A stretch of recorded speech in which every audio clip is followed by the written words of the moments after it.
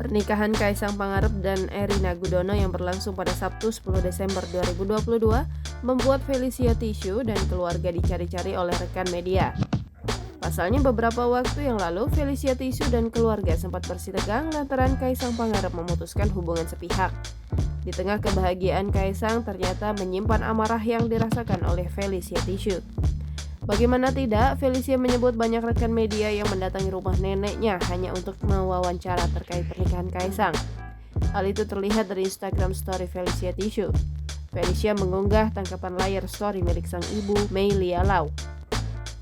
Dalam unggahan itu terlihat ibu Felicia meminta kepada sang nenek untuk tak membukakan pintu jika rekan media datang.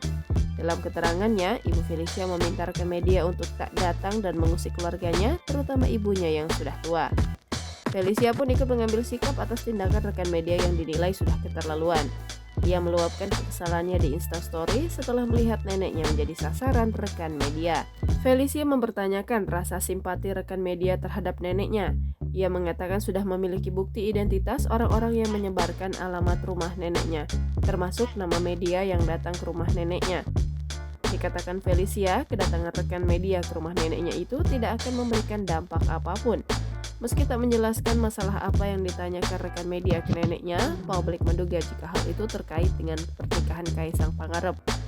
Pasalnya postingan itu diunggah tepat di momen pernikahan Kaisang dan Erina Gudono.